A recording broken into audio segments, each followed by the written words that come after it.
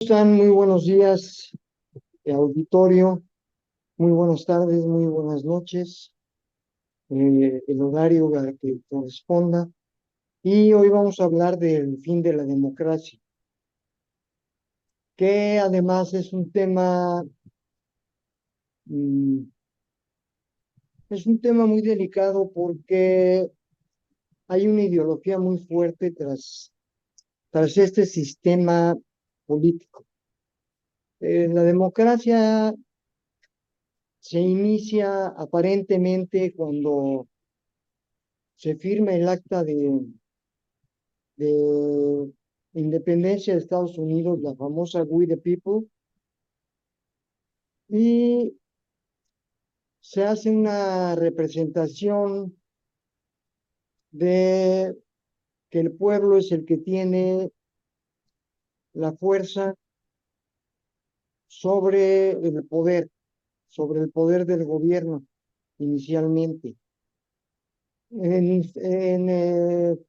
Este término viene de Grecia, donde se instituyó un sistema que realmente no funcionaba como democracia porque no se permitía ni votar a las mujeres ni votar a los esclavos.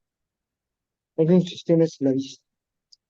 Entonces, desde entonces es un sistema que no opera como su nombre lo indica. Me voy a seguir con Estados Unidos porque es un ejemplo muy fuerte de esto que sucede.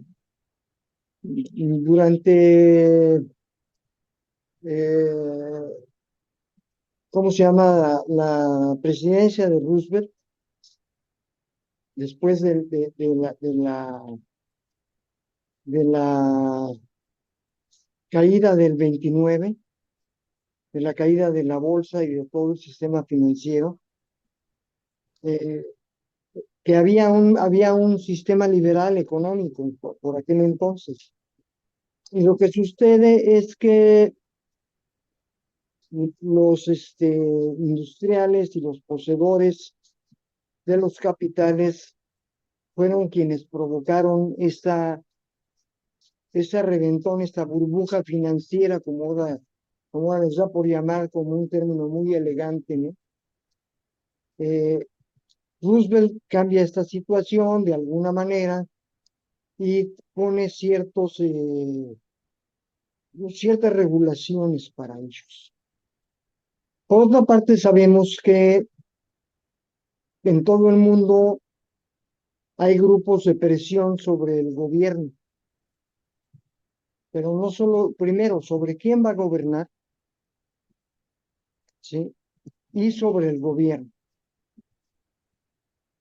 Estos grupos de presión, por lo regular, son económicos. O sea, y durante el neoliberalismo, pues sucede la crisis del 2008, que estuvo peor que la de 1929 y fue creada por la misma situación. Entonces, debemos de ver qué es lo que realmente es la democracia o qué es lo que en realidad es la democracia. Por otra parte, de Estados Unidos, otra vez, que se supone que es el ejemplo de las democracias eh, en todo el mundo, incluso Francia le regala la Estatua de la Libertad porque es un país libre y qué sé yo, pero el sistema de votación que hay en Estados Unidos es una cosa muy rara, porque no hay una votación directa. En esta, nada más como ejemplo, en esta última elección que hubo, donde gobierna ahora nuestro querido amigo Trump, si hubiera sido por votación directo, hubiera ganado Kamala Harris. Ella se llevó la mayor parte de los votos, pero la votación no es así, la votación es por estados, cada estado tiene diferentes puntos de valor que son los que cuentan a la hora de la elección. Y estos puntos de valor tienen que ver otra vez con, eh, con lo económico, ¿sí? Con lo económico, porque es lo que manejan, ¿no? O sea, los estados más ricos manejan más puntos, los estados más productivos, entre comillas, ¿no? Son los que manejan más puntos. Pero entonces, ¿de qué democracia estamos hablando? Además, es bien sabido que en los Estados Unidos se manejan únicamente dos partidos, ¿no? Y que cada uno de esos dos partidos tiene sus apoyos de determinadas corporaciones y empresas, que son las que les dan todo el dinero para la campaña, etcétera, etcétera, etcétera, y que piden favores desde luego por ello. Como tercer punto, y esto es en todo el mundo, están los cabildos, no están los cabildeos. Hay personas de diferentes grupos que están presionando a las cámaras de diputados y senadores para que hagan ciertas leyes o las deroguen o abroguen otras o no se hagan esas leyes, ¿sí? Porque no les conviene. Y lo que sucede con el pueblo es que el pueblo no tiene la más mínima injerencia en nada de lo que sucede. Tanto los diputados como los senadores supuestamente representan al pueblo, pero el pueblo realmente no tiene ni voz ni voto. Aquí en México tuvimos el ejemplo de las elecciones del Poder Judicial, que aparte de lo mal que se hicieron y del aventón y de una bola de rollos, este, nuestra presidente decía que el pueblo es el que manda, ¿no? Entonces, yo no recuerdo que haya habido una encuesta o algo así para ver quién estaba a favor de eso, ¿no? A ver si había, o sea, eso fue una decisión tomada unilateralmente por el gobierno. El gobierno que está compuesto por lo regular, cuando se dice el gobierno, se habla de poder ejecutivo, pero el gobierno está formado por los tres niveles de poder, son el ejecutivo, el legislativo y el judicial. Ese es el gobierno. Y el gobierno ha tomado además el lugar del Estado de unos años para acá, lo dice Foucault. El Estado se ha gobernizado, ¿sí? O sea, y el Estado de una manera muy simple es pueblo, gobierno y territorio, ¿no? Entonces eh, esas tres instancias son el Estado y son quien debe al fin y al cabo gobernar de una manera equilibrada, son quienes, bueno, no gobernar directamente, pero son quienes deben dictar eh, los rumbos del gobierno, ¿no? O sea, las decisiones y todo lo demás. Y pasamos bueno, hay dos ejemplos, desde luego, ¿no? Otra vez voy a recurrir, aunque sucede lo mismo en varios países de Europa, voy a recurrir a Estados Unidos, que el día de hoy tenemos una dictadura, lo estamos viendo claramente, ¿no? O sea, con la cuestión de los inmigrantes, mete la Guardia Nacional a Los Ángeles, a California, etcétera. El gobernador le dice que lo va a demandar porque eso es anticonstitucional. Y, y la cuestión es que a Trump le importa poco, ¿no? Trump hace lo que se le tiene la gana. Casi, casi dice lo mismo que un señor que conocimos el sexenio pasado, que decía, a mí no me digan que la ley es la ley, de una forma autárquica. Y entonces lo que estamos viendo con las diferentes eh, cuestiones eh, supuestamente democráticas, porque además es muy curioso, ¿no? O sea, voy un poco para atrás, pero antes las colonias invadían a los países que querían saquear porque en el 19, porque decían que los iban a civilizar. Ese era el pretexto. Y ahora lo hacen porque los van a democratizar, ¿no? O sea, el ejemplo más cercano en este momento, bueno, es Irak o Libia, ¿no? O quién sabe cuántos otros países, ¿no? Y pues no hay ninguna democracia tampoco en esos países porque esos países están manejados por títeres de un gobierno en particular, que son de empresas en particular. O sea, tenemos los casos en Latinoamérica de Granada, que tuvo elecciones y ganaron los comunistas, y Estados Unidos se tardó creo que una semana en invadirlos y poner un gobierno. Y estuvo peor lo que sucedió en Chile, donde un gobierno elegido democráticamente, sí, por medio del voto popular, fue echado abajo por una dictadura con el pretexto de que era, de que había sido ilegal la elección, ¿no? Entonces estamos hablando de, o sea, hay dos manos para hablar, hay una doble moral. Hay una doble moral, o sea, si tienes una dictadura, entre comillas, o sea, entonces te democratizas. Pero si ganas las elecciones democráticamente, entonces te pongo dictadores. Digo, ¿dónde va la situación?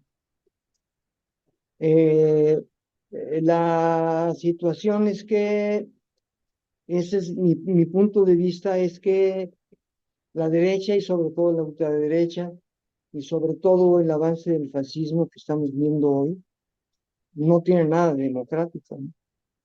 O sea, Italia, Alemania y otros países, la misma diputación de la Unión Europea está cargada hacia la ultraderecha, ¿no? Y la ultraderecha responde, lo sabemos, porque lo estamos viviendo, a los intereses de las corporaciones, ¿no? Tenemos en el Parlamento Europeo que, por ejemplo, hay un problema muy grande con los pesticidas tóxicos, pero como la mayoría es de ultraderecha, entonces no los prohíben, ¿no? Dicen, bueno, está bien, vamos a prohibirlos dentro de 10 años. Y mientras, pues que sí, que estos sigan ganando las corporaciones, o sea, Bayer Monsanto, y que se siga muriendo la gente. No hay problema. Total, la gente se muere todos los días, ¿no? Y entonces vemos que la democracia es lo que haya habido, tal vez Estados Unidos en el principio sí hubo una democracia.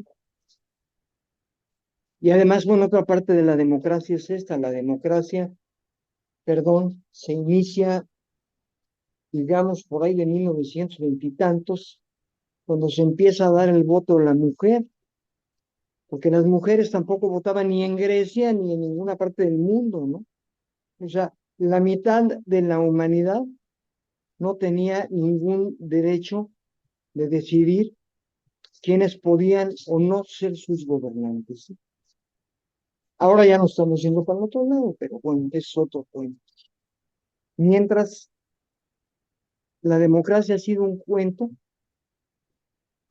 del capitalismo, o sea, la democracia es, ¿cómo se llama? El estado político más deseable en este lado de Occidente, ¿no?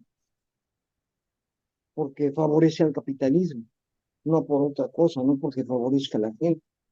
Y en ese sentido yo creo que ya se están quitando las máscaras y que en un momento dado vamos hacia los estados totalitarios que no tienen que ser comunistas, van a ser corporativos. O sea, antes se hablaba de estado totalitario con la Unión Soviética y China, y Corea del Norte. Ahora cualquier estado está yendo hacia el camino del totalitarismo. Más rápido, más lento, pero eso es lo que está sucediendo. Bueno, con esto empecé ya. Por favor, Hola, Carlos. Hace mucho que no grabábamos, sí, hace un buen rato. ¿no? Bueno, tú fuiste el que sugeriste este tema, que es el fin de la democracia, y tratando de tomar ciertos puntos a los que señalaste. Pues el concepto de democracia no es lo mismo en el mundo de la modernidad que en el mundo antiguo, ¿no? El concepto de Así es, democracia, como bien lo dices, surge en Grecia y sumado a que no solamente no votaban las mujeres y los esclavos se les consideraban no racionales. Entonces la democracia tiene una vinculación con la racionalidad. Hay un autor que se llama Agamben, que hace un análisis del pensamiento de Aristóteles, donde hace una diferenciación entre la vida como zoe y la vida como bios. Y lo voy a vincular. Bueno, la vida como zoe es la vida desnuda y la vida como bios es la vida racional. Entonces, voy a tomar otro autor que se llama Sloterdijk, que él va planteando que la democracia surge como una forma, como tú lo dices, de control y de poder del hombre racional sobre lo que considera no racional. Entonces, haciendo una liga interpretativa entre la racionalidad, el poder y la democracia, hay una vinculación que el sujeto, entre comillas, racional es un sujeto político y por ende tiene la capacidad de racionalizar sobre los intereses de la ciudad, ¿no? Entonces, bueno, ahí podemos entender cómo hay una triangulación entre racionalidad, poder y política. Y la democracia surge como una forma de legitimación de implementar una racionalidad determinada a los intereses del poder.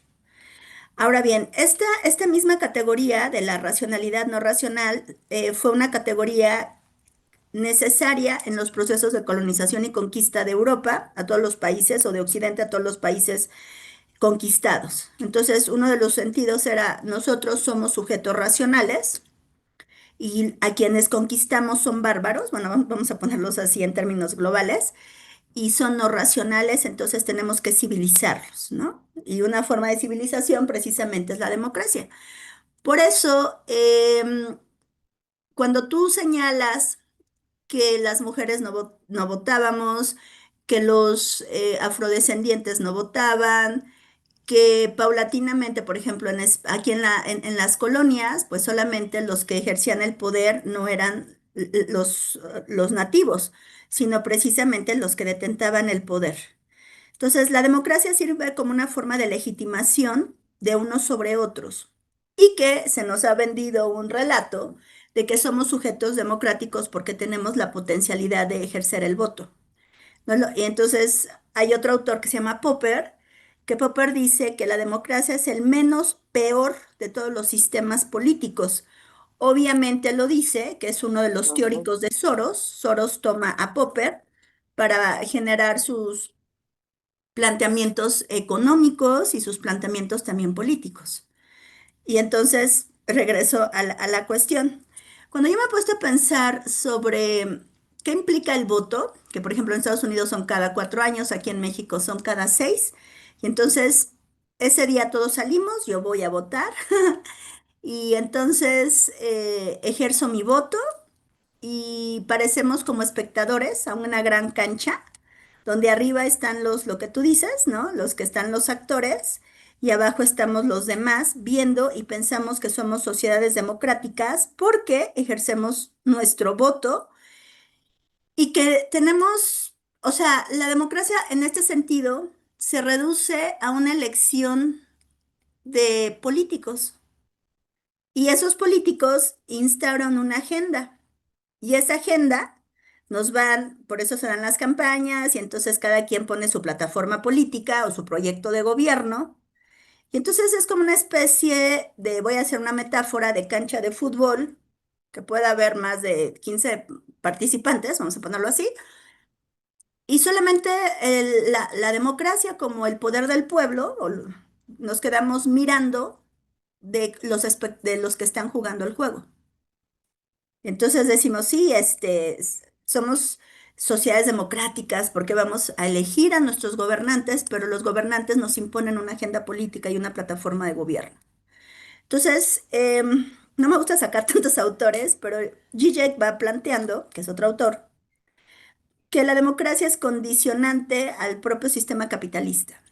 O sea, en este sentido de libertad, ¿no? Libertad en el mercado, lo que tú decías, y libertad política son dos categorías que se requiere para reproducir un sistema determinado. Y entonces, regreso al punto, el concepto de racionalidad. Cuando yo me he puesto a pensar esto, siempre me he puesto a pensar que hay muchas falacias, ¿no? Primero planteamos que somos sujetos racionales. No sé qué implicaría ser sujetos racionales para ejercer racionalmente nuestro voto. Cada vez más la racionalidad se va diluyendo en sociedades cada vez más mediatizadas, donde la gente vota por cómo se ve, por una telepolítica, no sé, o una ciberpolítica, vamos a ponerlo así, ¿no? De que entonces ven cómo se ve, si habló bien, si bailó, si no sé qué, si el... O sea, hay una mediatización de la política y una banalización del discurso fuerte de la política, sobre todo en sociedades de un modelo neoliberal que es necesario que, o sea, el modelo neoliberal no se hubiera podido producir en un sistema neoliberal, ¿no? Donde todo se tiene que vender.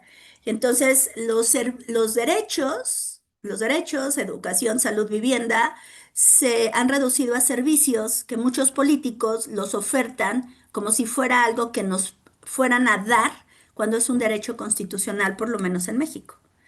Entonces hay una mediatización de la política y una mercantilización de la política. Y entonces regreso al ciudadano, porque aparte, quien puede votar en México son después de los 18 años. Entonces también, antes de, pues los que no tienen 18 años no son sujetos de voto. Y entonces ahí entraríamos en otra discusión con el concepto de ciudadano, votación política y toda esa cuestión. Y me voy al sentido de hasta dónde somos sujetos racionales con una conciencia política. Porque desde mi lectura hay un sentido de que no sé qué es ser sujeto libre en una sociedad, como tú muy bien lo dices, de orden capitalista, ¿no? Donde el capitalismo reduce tu libertad a tu poder de consumo. Y entonces entramos, desde mi lectura, si el sentido político es la construcción de una polis hacia un bien, no sé, un bien político que implica qué connotaciones tienen todas esas categorías que se suscriben en un discurso político que supuestamente tenemos la capacidad de votar para que estemos en sociedades libres, que la libertad se reduce al poder adquisitivo y a una jerarquía social, ¿no? Entonces, desde mi lectura, considero que la democracia también es una fábula. No sé si sea la peor de la menos peor de las fábulas posibles, pero yo centraría mucho, independientemente de los poderes fácticos que tú hablas, plantearía como el otro lado de la moneda, hasta dónde somos sujetos racionales que tenemos una conciencia política. La mayoría de las personas votan porque le cayó bien, porque es chistoso, porque X, pero no sabemos cuál es mm, ¿cuál es el sentido profundo de la política? Y entonces ya para cerrar, yo lo entendería que si somos sujetos políticos, que no podemos vivir fuera de la ciudad, o bueno, fuera de la polis, fuera de la política, porque somos sujetos relacionales, ¿cuál sería el sentido profundo de la existencia para vivir en sociedad? Creo que eso sería como mi participación en esta primera forma. No sé, ¿tú qué piensas, Carlos? Bueno, pues bueno, todo esto que dices hace mucho sentido, ¿no? Hace mucho sentido, sobre todo ya con bases constitucionales y legales y de orientación política, ¿no? Hubo un momento tal vez en que la política o sea, los dos aspectos, el político y el económico, iban más o menos a la par y se daban el quien vive, ¿no? O sea, se arrebataban pues el poder o competían por él. Pero el día de hoy, precisamente, eso es parte del totalitarismo, ¿no? O sea, ¿quiénes pueden ejercer sus derechos, digamos? O sea, aquellos que pueden comprar, aquellos que tienen dinero para adquirir. Y estamos en una economía, ya ni siquiera es una economía capitalista como se llamaba antes, no es una economía de mercado, todo lo rige el mercado. Todo está regido por el mercado y todo está en función del mercado. Y tenemos, ya lo hemos comentado, influencias muy fuertes en la radio, la televisión y por todo el ciberespacio, en el que se nos condiciona a comprar tales o cuales marcas, o, y como tú dices, dependiendo de la capacidad adquisitiva, o a quedar fuera, ¿no? Entonces, nuestra libertad democrática se reduce a eso. Pero si nosotros queremos ejercer una cierta presión como ciudadanos sobre el gobierno, ¿sí? Entonces no tenemos oportunidad, a menos que tengas un sindicato como el CNT o alguna cosa por el estilo, Mm, que el problema con ellos no, o sea, los sindicatos no son, yo no creo que el sindicato sea malo en sí, es como la televisión no es mala en sí, la televisión es un aparato, las redes sociales también, que son malas porque dependen de lo que se haga con ellas, depende de quién las tenga y quién las manipule, ese es el problema. Igualmente, sí, el gobierno pues no es malo, ¿no? Pero depende, y los ciudadanos, eh, sobre todo en Estados Unidos ahora también se ha visto una capacidad de respuesta con la cuestión de los inmigrantes, se ha visto una capacidad de respuesta pues más o menos fuerte de parte de la gente, del ciudadano. En Europa también de repente hay ciertos problemas, se está viendo el problema del sionismo y la ocupación, el genocidio de Gaza, y hay una serie de protestas de gente que individualmente llegó a esa decisión de protestar, no porque esté afiliada a alguna cuestión corporativa que sea llevada o no llevada o por su voluntad, pero que pueden hacer una masa suficiente para tener una capacidad de respuesta. Ahora, en lo que es el tercer mundo, eso no sucede, ¿no? Eso no sucede. O sea, los ciudadanos tenemos que esperar a ver qué nos dicen que hagamos. Así como lo dije ahora con la cuestión de la, de la elección de la judicatura, ¿no? O sea, se recurre a que nosotros somos los que estamos haciendo el movimiento, pero no se nos deja hablar, ¿sí? Se acude a nosotros para decir, es que el pueblo lo pide. Pues, ¿cuál pueblo, no? ¿A qué hora, no? ¿Cómo? Digo, ese es un ejemplo, pero eso sucede todo el tiempo, todos los días y en todas las circunstancias. Los que realmente mueven el arco son los poderes fácticos y los gubernamentales, ¿no? Esos son los que mueven todo el arco. Los demás, pues los miramos como el chinito, ¿no?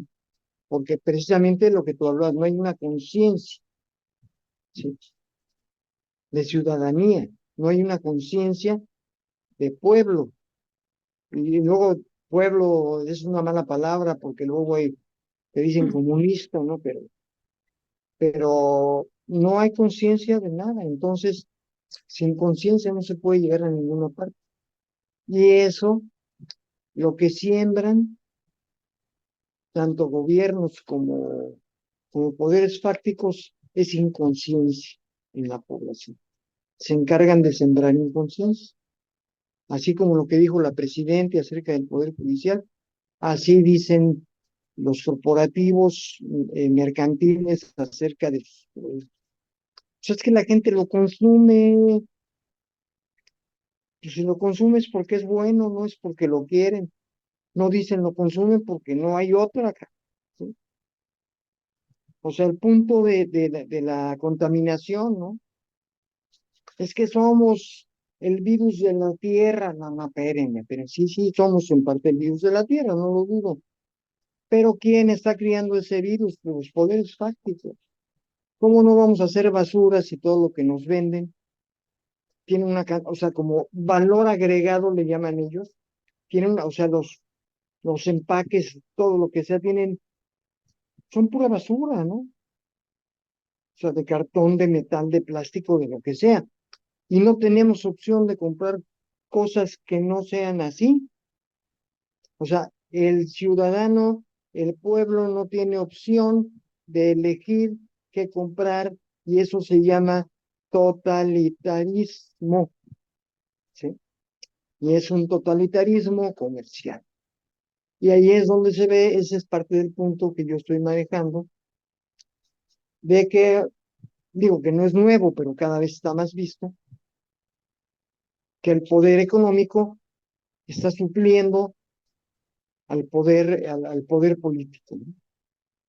Este Bauman lo dice de una manera, ¿no? El poder, la política se vació de poder. Eso lo dijo Sigmund Bauman. La política ya se vació de poder. Y entonces, pues, ¿a dónde se fue ese poder? Porque el poder no se pierde, ¿no? ¿Quién lo tiene? Pues obviamente los corporativos económicos, ¿no? Los financieros, etcétera, etcétera, etcétera. Y efectivamente, a los candidatos en general, sobre todo a los presidenciales, los escogemos por toda una campaña de mercadotecnia, ¿no? O sea, no realmente qué ha hecho y qué se puede mejorar, sino que se habla bonito, lo que tú dices, o baila un zapateado, o ve tú a saber qué onda, o qué show haga, ¿sí? Como el sonso de Biden, ¿no? Cuando salió de presidente, está muy viejo, entonces salió corriendo, ¿no? Y dices, ay, no marches, ¿no? Qué buena condición física tiene el anciano, pues. Digo, y así es como se ve, o sea, de ese nivel, ¿no? Ahora bien, si me haces favor de continuar. Sí, Carlos, ahí sí difiero algo de ti, de que bueno, a mí no me gusta darle como esa dicotomía a países tercermundistas y primermundistas, ¿no? O sea, es como muy centro-periferia. Y creo que son Ajá. categorías impuestas por el poder, ¿no? Yo creo que los países mal llamados primermundistas son más apolíticos que nosotros, ¿sabes? Muchísimo Ujú. más.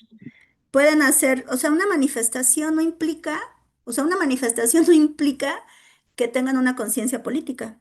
Están movidos Así por es. agendas, ¿no?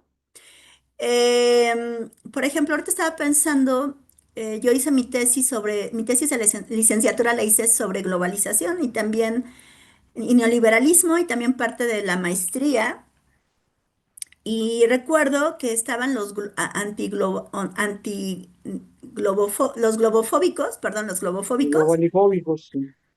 y ellos decían que, ay, tenían que comprar unos tenis Nike y que eran carísimos. Dije, esos son sus problemas de primer mundo, tan brutales. O sea, las personas de primer mundo, a veces bueno, antes, ¿no? Cada vez es más complicado, pero sus problemas, desde mi lectura, se ha reducido a una condición de consumo. O sea, yo, por ejemplo, He estado varias veces en Europa y bueno, en Estados Unidos también, y me ha impactado, y eso se lo he preguntado a europeos, que por qué sociedades, por ejemplo, Europa, que vivieron guerras mundiales, su sentido de vida se reduce al consumo y no tienen esta capacidad de, o sea, de toda una tradición de la modernidad cultural, vamos a ponerlo así, o artística, ya no se ve ahí, sino ahora se ve en un sentido, ¿no? De el consumo a ultranza. Entonces o sea, puedes ir a cualquier ciudad y ves las mismas tiendas con las mismas marcas, ¿no? Se ha globalizado Todas. todas se ha globalizado y entonces todas parecen como réplicas, unas mal hechas y otras menos mal hechas. Y no creo que una manifestación, por ejemplo, hay un autor que se llama Zizek, que Zizek dice que las protestas es una forma de catarsis para volver a esa catarsis se inserta en en el poder hegemónico para mantener un discurso determinado. Entonces sí, sales, te manifiestas, llegas a tu casa y ya dices, hice algo, pero al final queda supeditado a agendas transnacionales o queda supeditado Ujú. a digo, al dinero, a los grandes capitales. Porque sí, sí pueden hacer manifestaciones, pero eso no cambia el statu quo.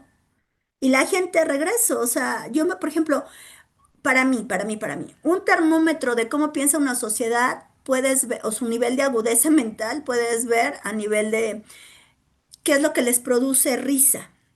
Y la sociedad norteamericana, lo que le produce risa, perdón, es bastante básico, ¿no? A mí no se me hacen, tú ves el humor mexicano y el humor mexicano es muchísimo más complejo. Antes el humor francés era el humor francés, ahora cada vez lo van perdiendo más.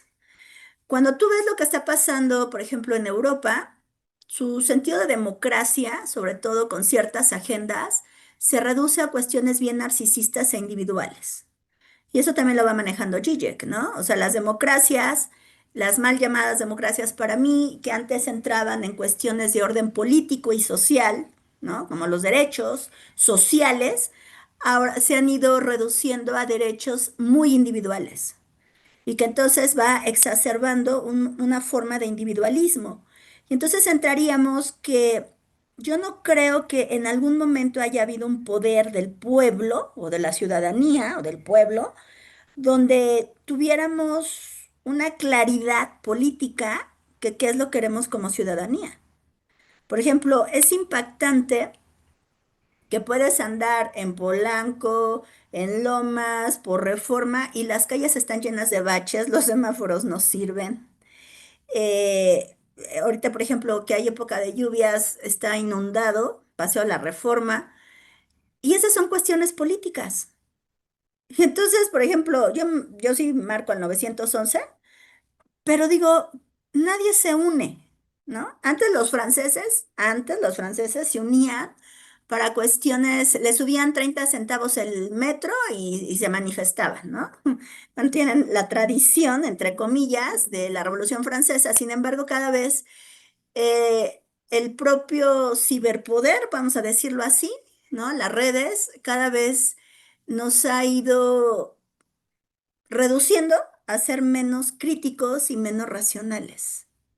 Entonces, fíjate qué fuerte, o sea, si la democracia antes se legitimaba por ejercer la razón y cada vez somos menos racionales, si antes no había democracia, pues ahora va a haber menos democracia y entramos en lo que tú dices, que vamos hacia modelos totalitarios, donde la inteligencia artificial, donde toda esta cuestión que lo hemos hablado varias veces, ¿no? Se va a convertir como en en los nuevos verdugos. Ayer estaba leyendo, no me acuerdo qué día estaba leyendo, que ya hay programas, como en la película de Sentencia Previa, no sé si la viste, de Tom Cruise, No, muy que buena. ajá, que o sea, que ya hay esos programas que pueden cada vez más analizar tus pensamientos.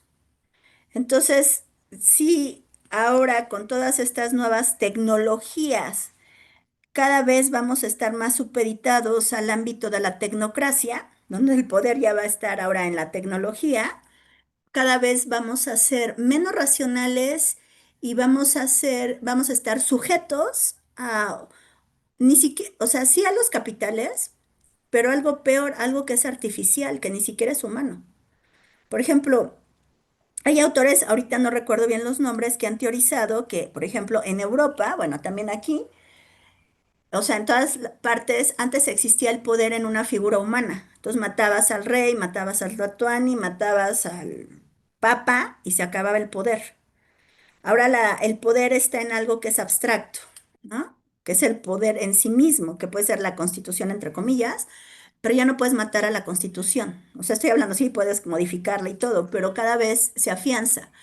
Sin embargo, ahorita pensándolo desde lo que tú estás hablando, como estas cuestiones sí totalitarias, tú hablas de los neonazismos, eh, que se exacerban también aquí en México, están como estos neoconservadores, ¿no? Donde quieren, o sea, nosotros, toda esta cuestión del yunque y todas estas cuestiones, ¿no? De racialismo, que también hay que, bueno, yo no me caso con todos los discursos, sumado a que con las nuevas inteligencias, pues ahora vamos a estar, el poder va a estar en algo que en metadatos.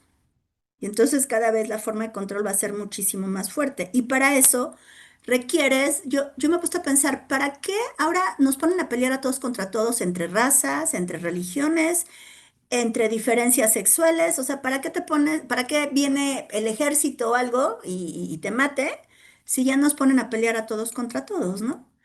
Y estaba pensando, por ejemplo, la semana pasada que estaba muy álgida la guerra en Medio Oriente, que mis alumnos me preguntaron, yo les decía, vean cómo pocas personas son las que determinan ni siquiera el poder de una sociedad o de un país, sino del mundo global, ¿no? Entonces yo sí estaba así, decía, estamos a punto de empezar ya la tercera, ya estamos en la tercera guerra mundial, desde mi lectura, pero en la tercera guerra mundial nuclear, y que hubieran podido salir todas las personas del mundo a manifestarnos, y al final unos cuantos locos que Trump lo paró porque, bueno, no sé si lo ha parado, porque eso él puede decir mediáticamente, y después quién sabe qué va a pasar, porque también entramos ahí que, oh, sí, ya lo paró Trump, ajá, no lo sabemos, yo lo digo abiertamente. Y entonces, todo esto, fíjate, o sea, cómo los medios influyen, ¿no? Que ya están en la paz, pero independientemente de eso, son muy pocas personas las que tienen el control de la vida de 8 billones de seres humanos. Entonces tú dices, esto está cañoncísimo. Y con un botón que lo que tú dices, o sea, si la democracia es un concepto, vamos a decirlo, en el mundo moderno que surge o que desarrolla Estados Unidos, y Estados Unidos se convierte como el pilar, como el modelo a seguir de un modelo del capitalismo salvaje, modelo neoliberal, que si bien se desarrolla después de la caída del muro de Berlín, antes, o sea, con la Guerra Fría, el poder de los países detenta por el número de armas de destrucción masiva que tienen, no por su racionalidad, no por sus políticas públicas que generen mejores condiciones a los ciudadanos, sino por el poder de destrucción que tienen. Entonces van a Irán, que no tiene armas nucleares, y otros ahí, y entonces yo voy a querer mantener una hegemonía de un modelo, perdón la expresión, que está podrido y que es el que surge con el concepto de democracia. Entonces, yo sí considero que China, que se convierte, está apuntándose como al nuevo, aunque hablan de multipolaridad, yo creo que China sí está absorbiendo y está subsumiendo a Estados Unidos y que va para un totalitarismo biotecnológico, ¿no? Con todas estas cuestiones de este sentido. Y para mí China ni es, tomó lo peor del capitalismo y lo peor del socialismo, ¿eh? Entonces no podemos salir de categorías occidentales como democracia, biotecnología, racionalidad, y que cuando hablan estos procesos de decolonialidad o transcolonialidad, siempre lo hacemos en heterorreferencia de la semántica hegemónica que ha impuesto Occidente. Entonces requieren otras categorías, desde mi lectura, para plantear otras formas de gobierno. Si se salen o no, no lo pueden ser, pero cada vez el poder es mayormente aplastante, ¿no? Entonces, parece que estamos en una jaula, no lo sé, yo creo que sí.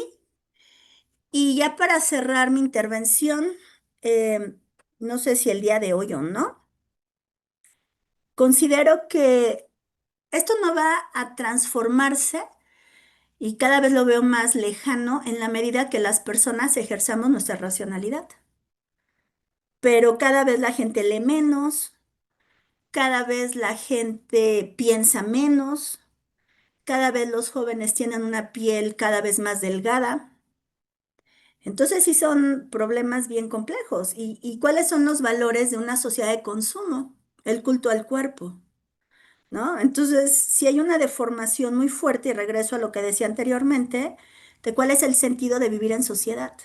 Creo que ese sería uno de los planteamientos para mí fundamentales. ¿Para qué vivimos en sociedad? ¿Cuál es el punto de generar sociedades, ¿no? ¿Y qué hacemos como historia humana o qué hacemos como nuestra historia de país, de nación? O sea, producir mercancías, em, ver el fútbol. O sea, no hay sentido de vida y creo que tendría que haber un sentido de vida más profundo en la generación de otras formas posibles políticas y sociales. Pero para eso creo que cada vez nos alejamos más de eso, ¿no? Desde mi lectura. Es lo que yo digo pensando en todo lo que estamos dialogando ahorita, ¿no? Y ya. Ya, bueno, yo definitivamente estoy de acuerdo, este, aprendo mucho contigo. Yo también. Eh, la situación es esta, ¿no? Lo acabas de mencionar, ¿no? ¿Para qué vivimos en una sociedad, Ujú. sociedad, y también me lo fusilo de Bauman, sociedad es una metáfora, no hay tal, ¿sí? Mm, Es una metáfora. Aquí hay un gran problema que de alguna manera se acabó cuando los estados nacionales empezaron a evolucionar y a ir hacia donde los gobiernos los estaban llevando. Se acabó la comunidad.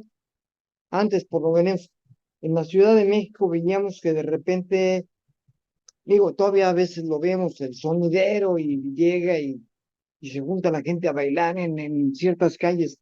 Antes hacían sus fiestas, ponían sus faroles, su papel, ¿cómo se llama?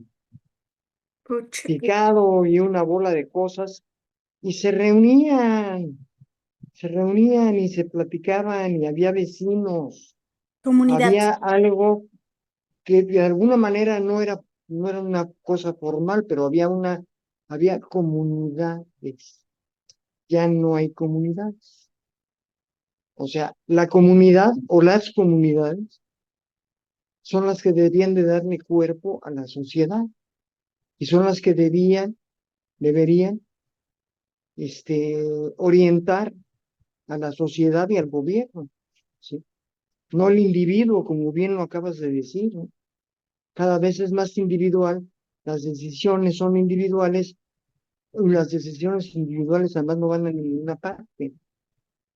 Digo, se han inventado tantas cosas como la posverdad y esto y lo otro, que todos tenemos la razón porque somos muy fregones y además yo soy quien soy y no me parezco a nadie.